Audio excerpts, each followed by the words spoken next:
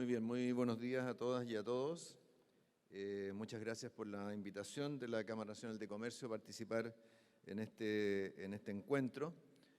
Un saludo también al gobernador regional de Ñuble, al delegado presidencial, a las autoridades locales, a los afiliados, a los socios de la Cámara Nacional de Comercio y también a los alumnos que entiendo que nos acompañan de dos institutos profesionales de acá de la región. Quisiera en esta oportunidad comentar sobre dónde estamos en nuestra economía. Justamente ayer tuvimos cifras actualizadas de actividad provenientes de las cuentas nacionales. Vamos a comentar de eso, vamos a comentar sobre hacia dónde está caminando nuestra economía en este año, luego de tantas turbulencias que hemos vivido en el último tiempo, y también algunas de las iniciativas en las que estamos involucrados que tienen que ver con la propia actividad de comercio, el tema de la formalidad que está destacado en su hashtag, y también en lo que es el futuro especialmente de las regiones del país. Vamos a hablar sobre cómo se ha ido consolidando un panorama quizás un poco distinto para nuestra economía, un poco más favorable de lo que se pensaba hace algún tiempo, pero también recordando de dónde venimos, así que vamos a partir por ahí.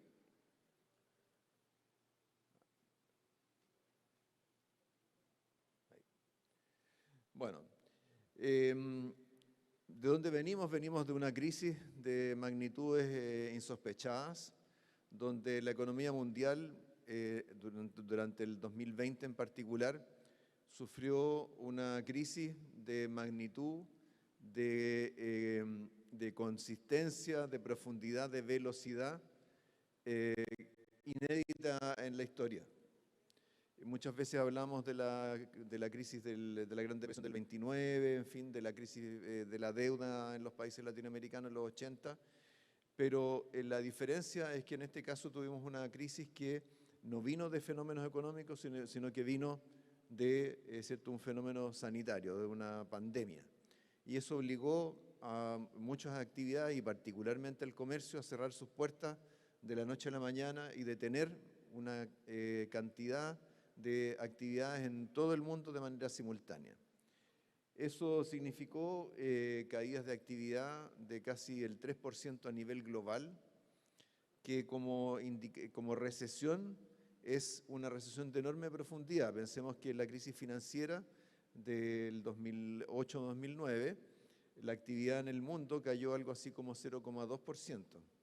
En este caso cayó 10 veces más, cayó 2,8%.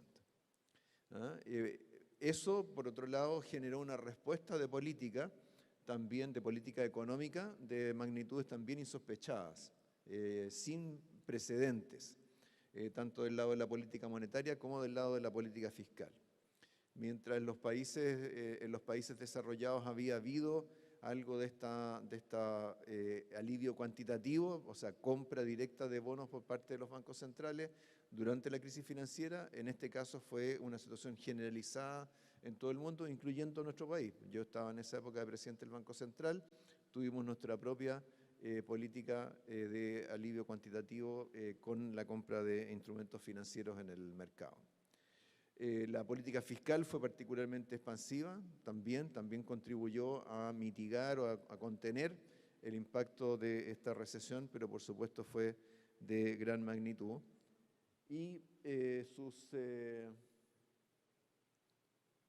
consecuencias nos acompañan hasta el día de hoy. Por un momento pensamos que se iba a acabar pronto, en la medida que se empezaron a retirar las medidas de distanciamiento social, pero por supuesto quedó un legado que se manifiesta, por ejemplo, en el aumento de la inflación que tenemos hasta el día de hoy y que se manifestó especialmente el año pasado en todo el mundo. Y esto es bien llamativo porque hasta antes de la crisis del COVID, cuando se reunían los banqueros centrales, y me tocó muchas de esas reuniones, se discutía si acaso la inflación había desaparecido en el mundo, si acaso teníamos que acostumbrarnos a una era de baja inflación en la cual, pese a todos los esfuerzos expansivos de los bancos centrales, no se llegaba siquiera a las metas de inflación de los bancos centrales. No se llegaba al 2% en Europa o en Estados Unidos, no se llegaba al 3% en Chile.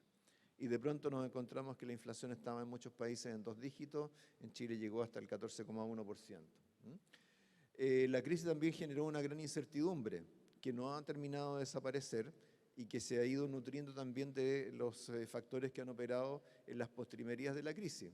La interrupción o los quiebres en las cadenas de valor, los aumentos de los costos de transporte y más recientemente, ¿cierto?, todas las debilidades que ha dejado a la vista el aumento de tasas de interés por parte de los bancos centrales, haciendo un cambio muy rápido desde políticas monetarias muy expansivas a políticas monetarias muy contractivas. Esto no funciona muy rápido. Ahí. Bueno, Chile no fue una excepción a esto, nos afectaron los mismos factores que el resto del mundo, pero también tuvimos nuestros propios fenómenos locales. De partida, ¿cierto? La crisis del COVID vino a continuación del estallido social que ya había provocado un impacto en la economía y en el curso de la crisis, ¿cierto?, recurrimos a medidas como los retiros de fondos de pensiones que generaron turbulencias en los mercados financieros locales muy importantes y que afectaron los precios de nuestros activos, afectaron la disponibilidad de ahorros y de financiamiento de largo plazo, que entre otras cosas hicieron prácticamente paralizaron el mercado de crédito hipotecario durante un tiempo. Todo eso fueron factores propios nuestros, así como todo el proceso político en el cual hemos vivido en los últimos años, que ha estado dominado, por ejemplo, por la discusión de una nueva constitución. Ahí está. Bueno, eso hizo que en Chile la inflación, en términos relativos, aumentara más que en otros países. En Chile, ¿cierto?, pasamos de una inflación del orden del 3% antes de la crisis hasta llegar a cifras cercanas, bueno, en el PIC llegamos al 14%, una diferencia de casi 6 puntos porcentuales entre el primer trimestre del 2021 y el segundo trimestre del 2022, un aumento que es mayor al que ocurrió en otros países del mundo. ¿Y por qué fue mayor? Porque en Chile seguimos políticas más expansivas y particularmente políticas procíclicas durante el 2021. ¿Cuáles fueron estas? Por supuesto, los retiros de fondos de pensiones, pero también las masivas transferencias fiscales durante todo el segundo semestre del 2021, en virtud de las cuales el gasto público aumentó 30% respecto a lo que estaba presupuestado y se generó un déficit fiscal prácticamente del 8% del producto. En términos estructurales, el déficit fiscal en realidad llegó prácticamente al 11% del producto. Y eso hizo que Chile, junto con Estados Unidos, sean países que se escaparon de la masa en términos de la evolución de la inflación. Y por eso nos ha costado también algo más reducirla. Al mismo tiempo, los fenómenos políticos, el desequilibrio fiscal, también generaron un aumento en las percepciones de riesgo en la economía chilena. Eso hizo que nuestro tipo de cambio aumentara más que en otros países. También hizo que nuestras tasas de interés de largo plazo incorporaran componentes de riesgo que hicieron que aumentaran aún más proporcionalmente que lo que estaba aumentando la tasa de política monetaria durante un buen tiempo, especialmente entre fines del 2021, comienzos del 2022. Entonces, también nuestra economía, el hecho de que elevara sus grados de incertidumbre, también se reflejó en los mercados financieros. Ahí, parece que así como... A nivel internacional nos afectó el aumento de los costos de transporte, especialmente dado el peso de nuestro comercio exterior, y también, es cierto, en los tiempos de entrega de proveedores, todo eso también incidió mucho sobre la evolución del comercio a nivel mundial y a nosotros como un país abierto a la economía mundial, un país exportador.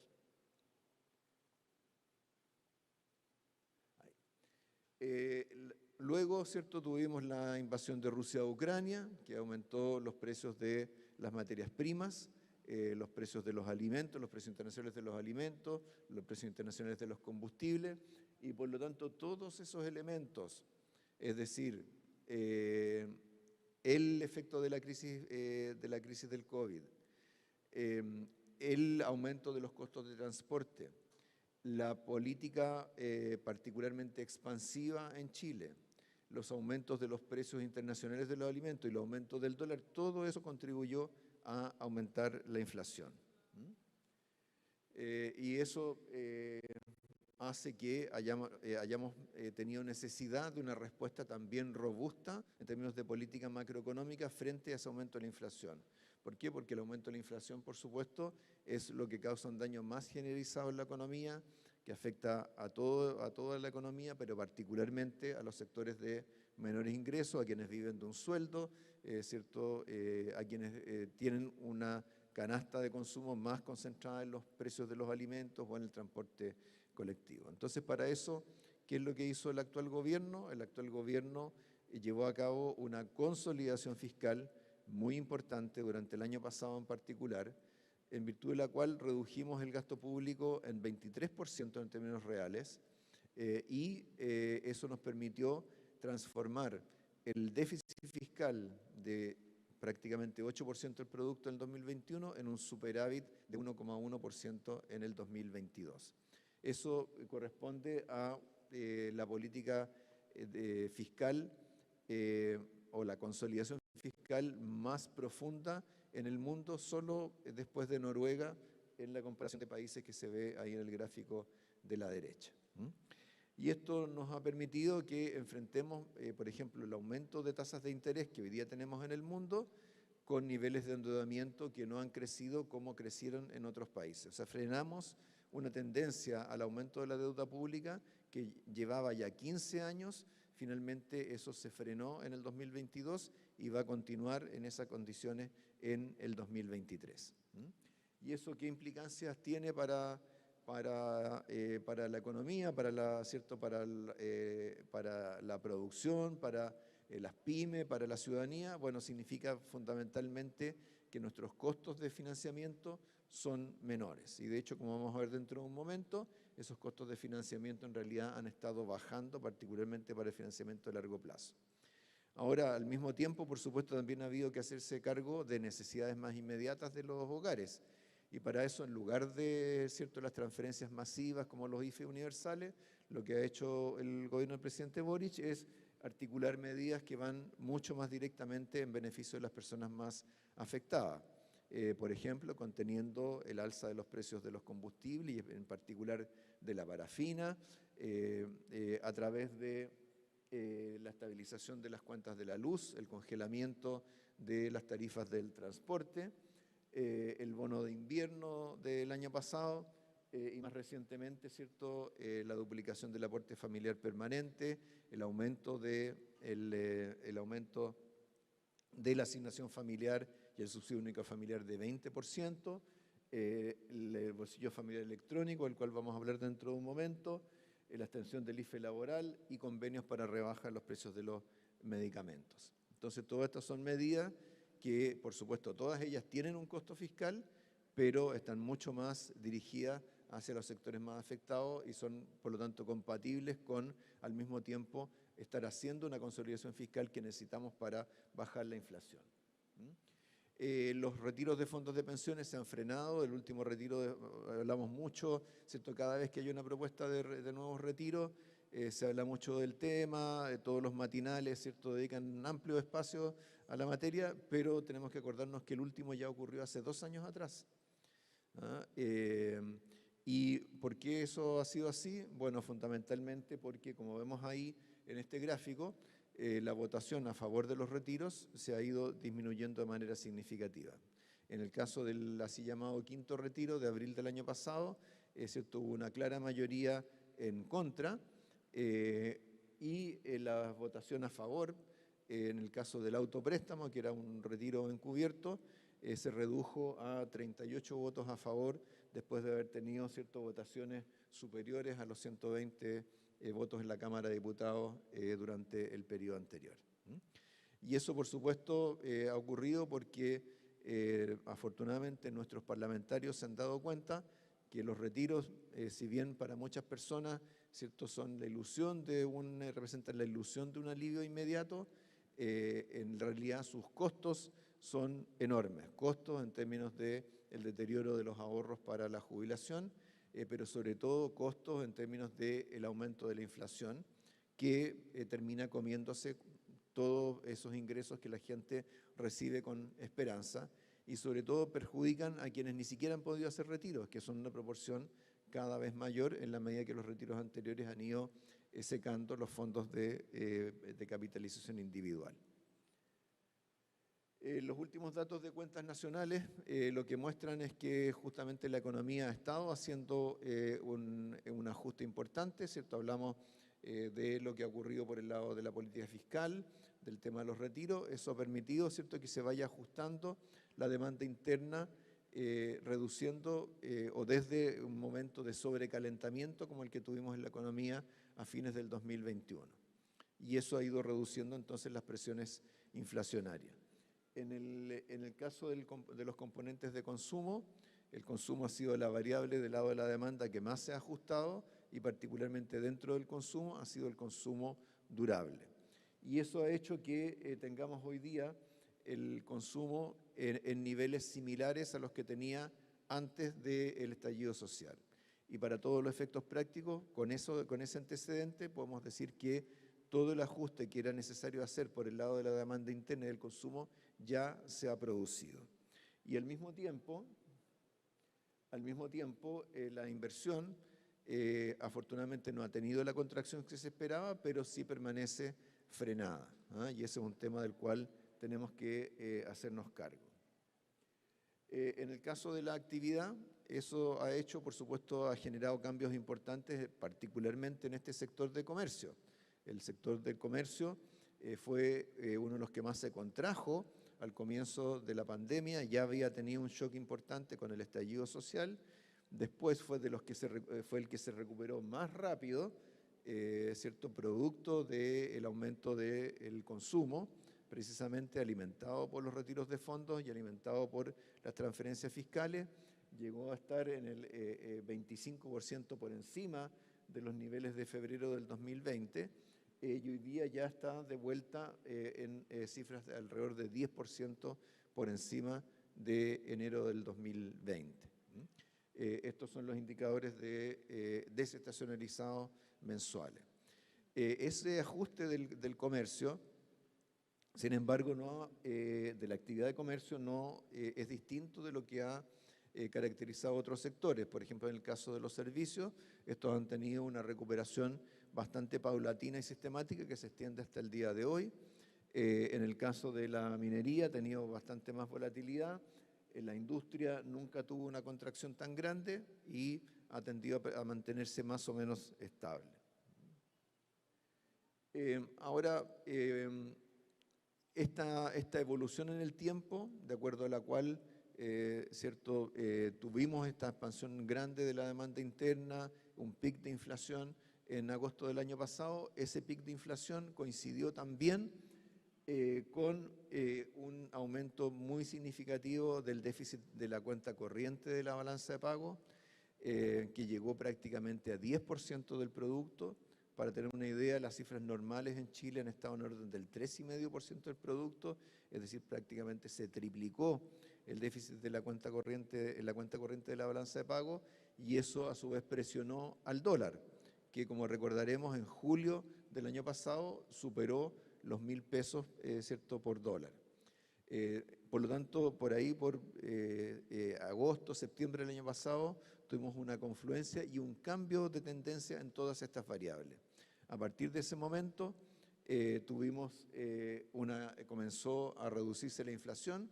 A esta altura ya acumula una baja de 4 puntos porcentuales, ¿cierto? El último dato que tenemos, 9,9%. Y en el caso de la cuenta corriente de la balanza de pagos, ya desde ese déficit anual al trimestre terminado en el tercer trimestre del 2022, ya hemos pasado a un déficit del orden del 6,5%. Entonces ya vamos en el camino de normalización de todas estas variables. En el caso del mercado del trabajo, la economía ha generado más empleos formales, ya está bastante por encima de los niveles previos a la pandemia. En esto también ha incidido el hecho de que haya estado funcionando un IFE laboral que incentiva el empleo con contrato, pero en el margen, en los últimos meses hemos tenido indicadores claros de deterioro de la demanda laboral. Ahora, en el mercado del trabajo uno no puede mirarlo sin considerar que durante la pandemia tuvimos un retiro muy importante de personas del mercado del trabajo, especialmente mujeres, ¿cierto?, que abandonaron sus empleos remunerados para atender a sus hijos, ¿cierto?, adultos mayores, cuando, por ejemplo, en el caso de los niños, las escuelas estaban cerradas, estuvieron cerradas prácticamente durante 2 años. Y por nuestra división cultural del trabajo, lamentablemente, ¿cierto?, esa responsabilidad recayó en las mujeres, pero lo que vemos es que hoy día ya las tasas de participación están más o menos de vuelta donde estaban antes de la crisis. En particular, para todos los para todos los tramos de edad de entre 25 y 55 años, las tasas de participación ya están de vuelta en los niveles previos a la crisis. Y donde queda una diferencia importante es en los mayores de 55 y especialmente en los mayores de 65 años. Y eso es dudoso si van a volver o no al mercado del trabajo, ¿cierto? Porque en ese caso, ¿cierto?, por supuesto hay más dificultades para conseguir empleo y también, ¿cierto?, hay ingresos complementarios como son los provenientes de las pensiones. Con todo esto, la tasa de desocupación desestacionalizada está hoy en día en el orden del 8,5%. Los aumentos que estamos viendo en las tasas totales están reflejando en buena medida la estacionalidad de esta época del año y lo van a seguir haciendo todavía durante algunos meses. Los salarios reales han comenzado a recuperarse. Ya en el último dato ya tuvimos una cifra positiva en la variación anual, pero esto más que estar reflejando las cosas que ocurren en el mercado del trabajo, lo que están haciendo es reflejar la dinámica de la inflación, porque es cierto, en virtud de convenios colectivos, hay muchas remuneraciones que se ajustan de acuerdo a la inflación pasada, pero cuando la inflación está subiendo, eso siempre se va quedando atrasado y por lo tanto las remuneraciones reales caen. Cuando la inflación empieza a bajar, ocurre lo contrario y es lo que podemos ver aquí justamente más o menos a partir de julio, agosto del año pasado, ¿no? Entonces vemos ahí en la línea roja que corresponde a la variación anual de los salarios reales, cómo han comenzado a subir.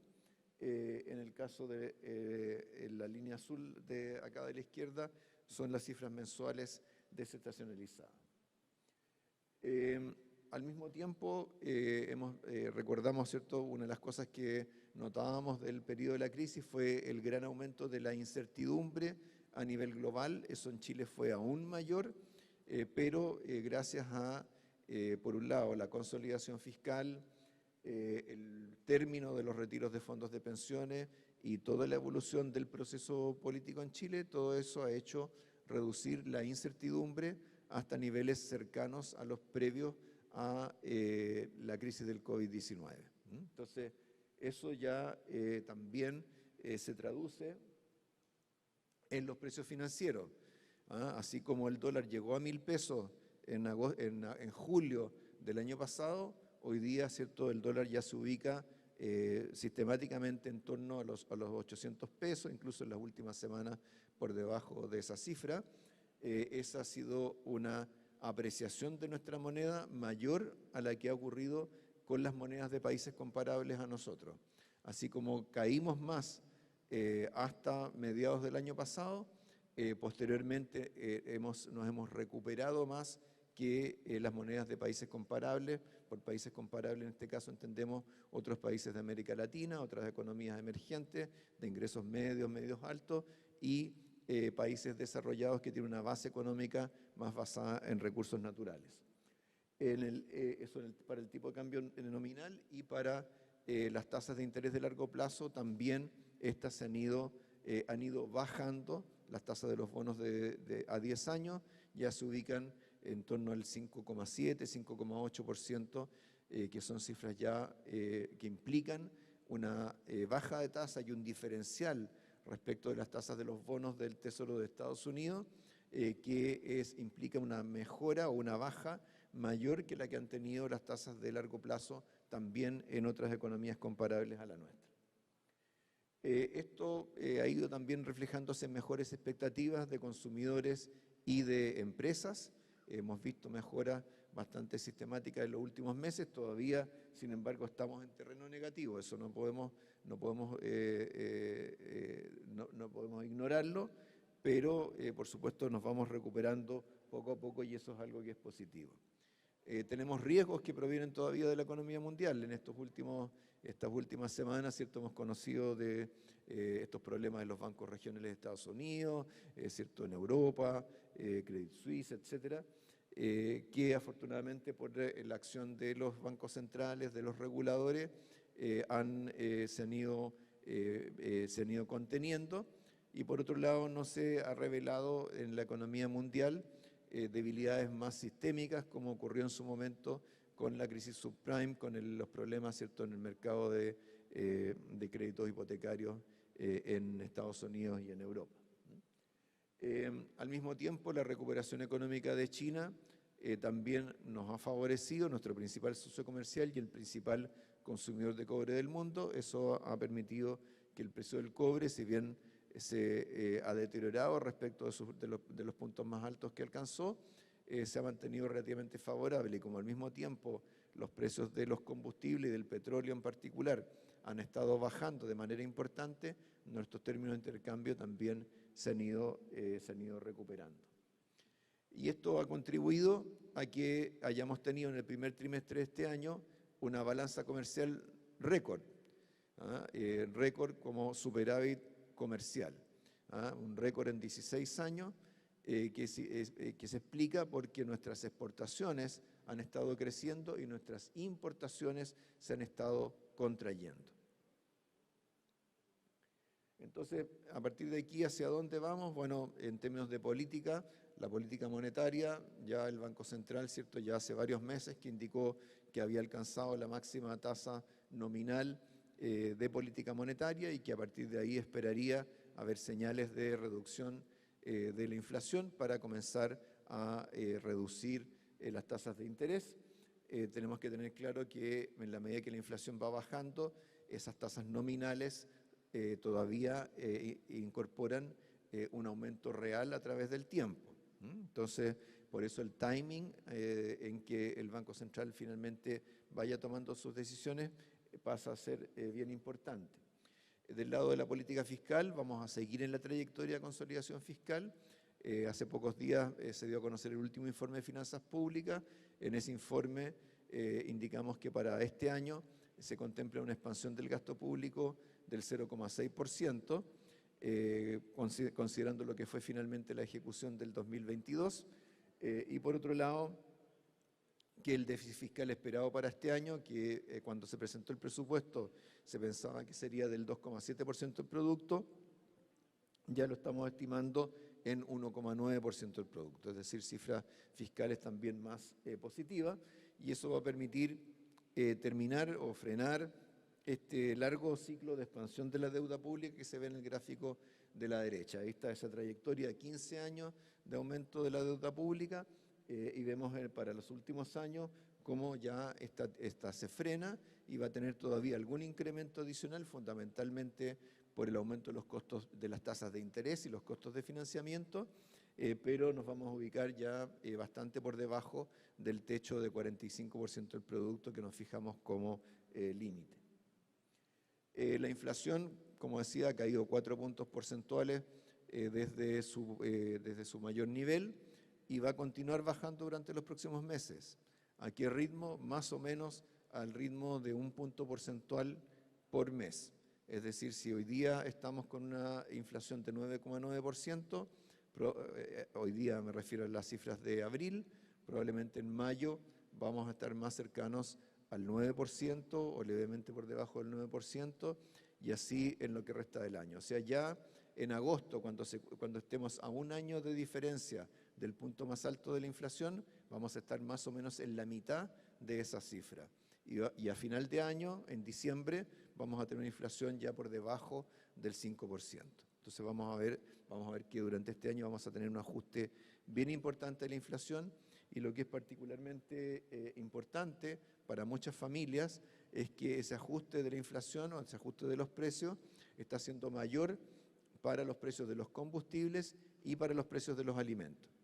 Y por lo tanto la canasta básica de alimentos, el costo de la canasta básica de alimentos en estos momentos de hecho está bajando mes a mes, y probablemente lo continúe haciendo en los próximos meses. Hasta el momento hemos capturado ya, por ejemplo, la caída de los precios de los aceites, que fue lo que más creció durante la crisis de Ucrania, y probablemente, ¿cierto?, los precios de la harina, de los cereales, también los vamos a ir viendo traduciéndose en bajas en los precios domésticos.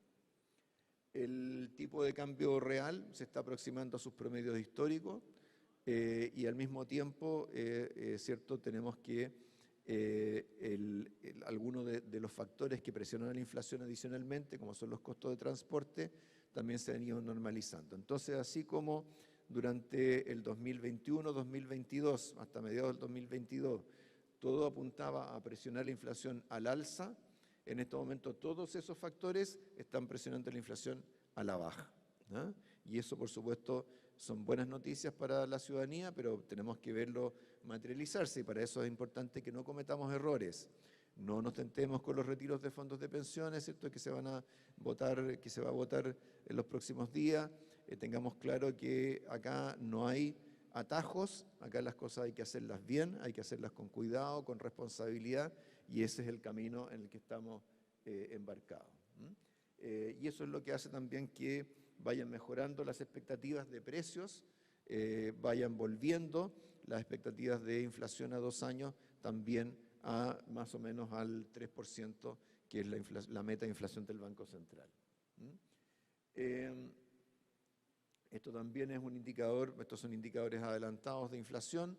La línea azul, también vemos cómo la línea roja, que es el IPC, rezagado en 3 meses, también está siguiendo esos indicadores adelantados de inflación.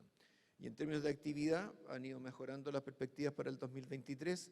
En el gráfico de la izquierda tenemos cómo han ido evolucionando las expectativas de crecimiento para el 2023, desde cifras muy negativas que llegaron en la mediana a una caída de 1,5%, hoy día ya están en el 0,5%, todavía negativo, y vemos que, y probablemente con los datos que se publicaron ayer, probablemente eso va a implicar un ajuste adicional de las expectativas de mercado. El Ministerio de Hacienda, la proyección que tiene para este año es de un crecimiento del 0,3%. Es pequeñito, ¿cierto?, es bajo, pero ya son cifras azules que durante mucho tiempo pensamos que iban a ser más bien rojas. Y en términos de la evolución de la actividad en el año, vemos en el gráfico de la derecha la evolución de los niveles de actividad, niveles de actividad trimestrales desestacionalizados. Vemos ahí reflejado la caída que tuvimos en el último trimestre del 2019, luego la profunda caída que tuvimos en el segundo trimestre del 2020 por la crisis del COVID, cómo eso se fue recuperando, llegó a un máximo cercano al 10%, por encima del promedio del 2019. Ese fue el momento de sobrecalentamiento de la economía. A partir de ahí se fue ajustando durante todo el año pasado, y ya desde el último trimestre del año pasado hasta ahora, ya la actividad trimestre a trimestre ha ido creciendo. Por supuesto, no llegamos todavía a los niveles de un año atrás. Eso lo vamos a ir haciendo, lo vamos a ir logrando de a poco. Pero para tener una idea, es cierto, si solo mantenemos el nivel de actividad fijo que alcanzamos en el primer trimestre de este año, si lo mantenemos constante durante todo el resto del año, ya vamos a tener una cifra de crecimiento del 0,3% para el año en su conjunto. Esto, por supuesto, indica que las cosas van mejorando de a poco, que todavía nos quedan muchas cosas por hacer, nos queda todavía terreno por recuperar, y lo bueno es que cuando uno ya puede levantar un poco la mirada, ¿cierto?, de lo más inmediato, puede empezar a preocuparse de los temas de más largo plazo, de la capacidad de crecimiento del país, de la productividad, ¿cierto?, de la competitividad de nuestro país, y también ir sacando adelante reformas que son importantes para mantener, ¿cierto?, para fortalecer la paz social, para fortalecer la capacidad de crecimiento, dar seguridad a los inversionistas, etc. Aprobamos, ¿cierto?, hace 2 días el nuevo royalty minero en el Congreso. Eso, ¿cierto?, por un lado significa que va a haber una mayor participación del Estado en las rentas económicas de la actividad minera, que esos recursos van a ir a las regiones y los municipios, pero al mismo tiempo también que ese nuevo royalty no va a generar impactos negativos, no va a asustar a los inversionistas. Es el equilibrio que hemos tratado de lograr. Se trabajó mucho con la propia industria minera, con los parlamentarios, y creo que hemos logrado un buen equilibrio. Y eso va a ser buenas noticias, va a significar buenas noticias para las regiones. Por primera vez, ¿cierto?, tenemos una reforma en materia tributaria para la cual una parte importante de su recaudación va a ir directamente a las regiones y los municipios del país. Cuando partió la discusión de royalty en el año 2005, en esa época se habló de la participación regional, se llegó a una fórmula bastante complicada, ¿cierto?, que al final no fue mucho lo que resultó. Ahora creemos que es preferible entregar esos recursos directamente a los gobiernos regionales y a los municipios. Es la manera más directa y más transparente de hacer participar a todo el país en las rentas provenientes del cobre. Y en esta región de Ñuble en particular, eso va a significar 21.000 millones de pesos anuales mayores de ingresos, distribuidos más o menos mitad y mitad entre el gobierno regional y los 21 municipios de la región.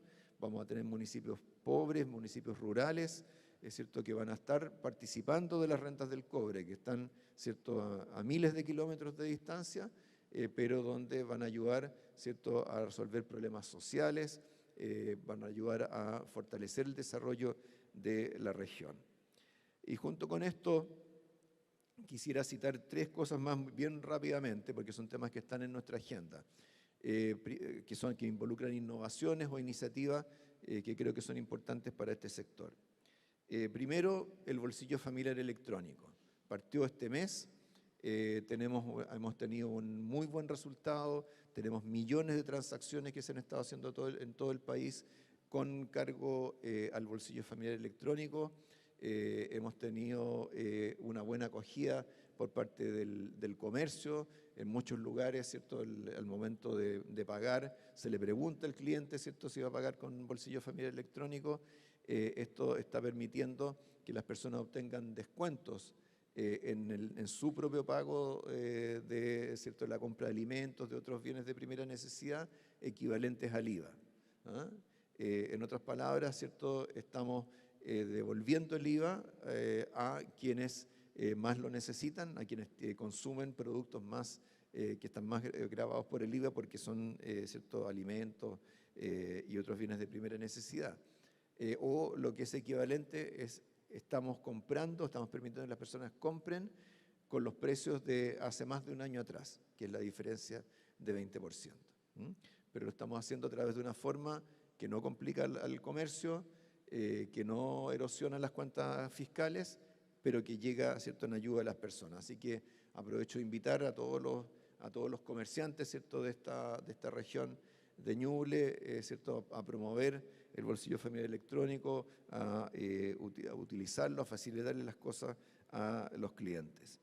En segundo lugar, el proyecto de regiones más fuertes, que es el complemento al royalty minero. El royalty minero va a generar más ingresos propios para las regiones, pero el proyecto de regiones más fuerte le va a dar a las regiones mayor autonomía en el manejo de sus finanzas, mayor capacidad para efectuar inversiones de más largo plazo, de más largo aliento. De hecho, como parte del componente de transparencia y rendición de cuentas del proyecto de regiones más fuertes, las regiones van a tener que hacer una programación financiera de mediano plazo. y van a tener que vincular sus proyectos de desarrollo a esas disponibilidades de recursos de mediano plazo. Van a poder pensar en proyectos más ambiciosos y con mayor impacto sobre la economía regional. Y por último, quería mencionar el proyecto de inteligencia económica contra el delito, que lo dimos a conocer hace unos días atrás, junto con el Ministerio del Interior, que va a significar movilizar las capacidades de las instituciones dependientes del Ministerio de Hacienda para combatir el crimen organizado. Y en esto también hay implicancias para el comercio, informal, porque, por ejemplo, se va a requerir iniciación de actividades para importaciones de carácter masivo, se va a requerir autorizaciones previas para importaciones de gran envergadura. También vamos a tener la capacidad de levantar información para identificar al crimen organizado, que desgraciadamente también se vincula desgraciadamente al comercio informal. Así que creo que vamos a tener aquí un instrumento adicional para combatir algo que por supuesto que a ustedes les importa mucho, que es la competencia desleal por parte de quienes no pagan impuestos, no pagan un arriendo, no pagan contribuciones, y además que están muchas veces respaldados por redes que no son de personas que recurren al comercio informal por necesidad, sino que, como parte de un comportamiento delictual, un comportamiento criminal. Así que vamos a estar trabajando en conjunto en estas materias. Hay otros temas en los cuales estamos trabajando junto con la Confederación de la Producción y el Comercio, la Cámara Nacional de Comercio, la agenda de productividad. Tenemos también agenda en materia de inversión. Estamos conversando cómo lograr una reforma tributaria que logre equilibrar objetivos de recaudación para financiar cosas que necesita el país con un clima favorable al crecimiento, a la inversión. Tenemos una amplia agenda de trabajo y creo que eso es lo que nosotros es lo que buscamos. Nosotros no buscamos el éxito para el gobierno, buscamos el desarrollo para el país. Hoy día, Chile completa 4 años con mucha incertidumbre por parte de las empresas, por parte de los comerciantes, por parte de los emprendedores, por parte de las familias. A veces no ponderamos, a veces en el mundo político, los medios no ponderamos lo que significa 4 años de incertidumbre. Es importante que trabajemos todos juntos para terminar con ese ciclo, para que tengamos mayor seguridad respecto de nuestro futuro, mayor seguridad respecto, de nuestros proyectos, de nuestras inversiones y hasta de nuestra integridad física, y por esa vía, devolverle a este país también la seguridad en nosotros mismos. Pero eso depende de nuestra capacidad para cooperar. Terminemos con los emplazamientos, las líneas rojas, los debates interminables. Hagamos las cosas porque este país necesita que las cosas se hagan a tiempo y se hagan bien. Muchas gracias.